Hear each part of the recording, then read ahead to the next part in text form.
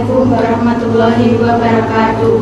Kami dari kelompok 6 yang beranggotakan saya, Diavena Wijaya dengan NIM 2303102090 dan teman saya dengan saya Ivi Agustin Landari dengan NIM 2303102095. Dengan saya Widya Sivana Juwanti dengan NIM 230310302088. Kami di sini akan membahas studi kasus tentang pemecahan masalah tentang kewajiban atau hutang jangka pendek atau current liability dari PT Sandang Jaya. Dari studi kasus PT Sandang Jaya, menurut kalian bagaimana sih perusahaan Sandang dapat menganalisis dan mengelola persediaan mereka dengan lebih efektif? Menurut saya, yang pertama, pemantauan secara berkala, melakukan pemantauan rutin terhadap level persediaan untuk mengidentifikasi pola permintaan, tren penjualan, dan kebutuhan pelanggan. Yang kedua, menerapkan sistem manajemen persediaan, menggunakan sistem yang terintegritas untuk melacak persediaan secara real time, mempermudah peramalan permintaan, dan mengoptimalkan persediaan barang. Kalau menurutmu? Kalau menurutku, peramalan permintaan yang akurat menganalisis data historis untuk membuat peramalan permintaan yang lebih akurat, meminimalkan resiko kekurangan stok atau kelebihan stok. Terus strategi manajemen resiko, mengidentifikasi resiko-resiko yang terkait dengan persediaan seperti perubahan harga bahan baku atau gangguan rantai pasokan, dan mengembangkan strategi untuk mengurangi dampaknya. Kalau menurutmu gimana? Menurutku sih, yang pertama bisa dengan optimasi rantai pasokan, berkolaborasi dengan pemasok dan mitra rantai pasokan untuk meningkatkan efisiensi, mengurangi lifetime, dan mengidentifikasi peluang untuk mengurangi biaya persediaan. Yang kedua, PT Sandang Jaya juga bisa menyusun persediaan, menerapkan metode penyusutan seperti metode FIFO atau LIFO. Strategi apa sih yang dapat digunakan perusahaan Sandang untuk mengurangi persediaan yang tidak terjual? Menurutku yang pertama penyusutan harga, menurunkan harga barang yang tidak laku untuk mendorong penjualan dan mengurangi persediaan yang terikat. Yang kedua, promosi dan diskon, melakukan promosi atau memberikan diskon khusus untuk barang yang lambat terjual guna meningkatkan minat pelanggan.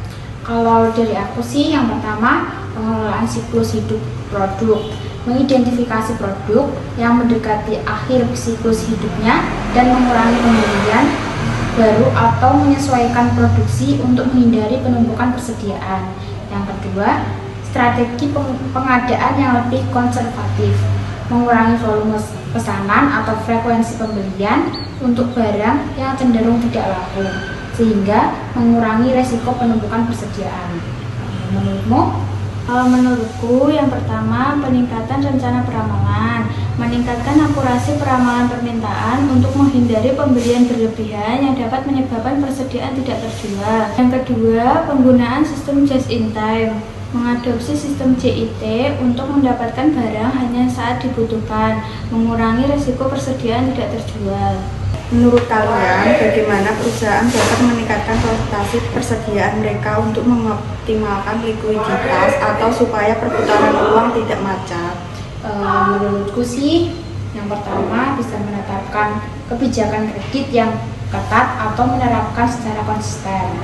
Yang kedua, mempercepat proses penagihan piutang dan meminimalkan waktu tunggakan. Yang ketiga, menawarkan diskon untuk pembayaran tunai atau pembayaran tepat waktu. Selain itu, yang pertama, menjalin kerjasama yang erat dengan pemasok untuk memperapat pengiriman dan mengurangi waktu tunggu. Yang kedua, menggunakan teknologi seperti sistem informasi manajemen rantai pasokan untuk meningkatkan visibilitas dan koordinasi. Kalau menurutku, yang pertama memanfaatkan analitik data untuk membuat keputusan yang lebih tepat dalam pengelolaan persediaan.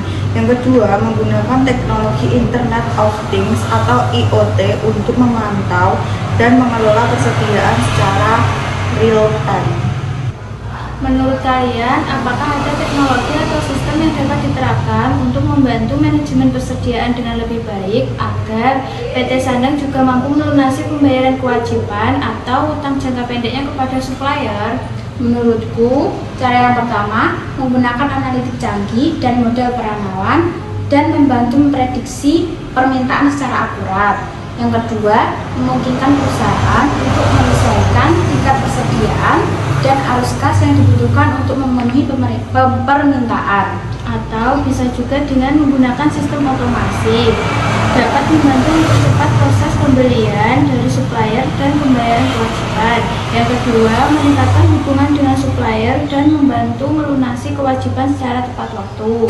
Ada pembiayaan persediaan. Perusahaan dapat mempertimbangkan opsi pembiayaan persediaan seperti fasilitas kredit atau pembiayaan tagihan untuk membantu arus kas jangka pendek, membantu melunasi kewajiban kepada supplier sambil tetap menjaga tingkat persediaan yang optimal. Yang terakhir, menurut kalian bagaimana perusahaan dapat mengelola risiko yang terkait dengan penurunan nilai persediaan atau perubahan tren pasar? Yang pertama, mungkin bisa dilakukan analisis permintaan dan tren pasar, melakukan analisis mendalam terhadap pola permintaan, preferensi konsumen, dan tren pasar yang sedang berlangsung. Yang kedua, menggunakan data historis, analitik, dan peramalan untuk memprediksi perubahan tren di masa depan. Selanjutnya, kita juga harus menerapkan pemantauan dan evaluasi berkala, melakukan pemantauan dan evaluasi rutin terhadap kinerja manajemen persediaan, mengidentifikasi area perbaikan, dan mengimplementasikan tindakan korektif yang diperlukan. Selain itu, bisa juga dengan mengidentifikasi dan mengevaluasi resiko-resiko yang terkait dengan persediaan seperti keusangan, kerusakan, dan fluktuasi harga. Dan bisa juga mengembangkan rencana mitigasi dan strategi lindung nilai yang sesuai. Sekian video diskusi ini kami buat untuk memenuhi tugas mata kuliah pengantar akuntansi 2 yang diampu oleh Ibu Wiwin Julianti SE SPD MAK. Kurang lebihnya mohon maaf. Wassalamualaikum warahmatullahi wabarakatuh.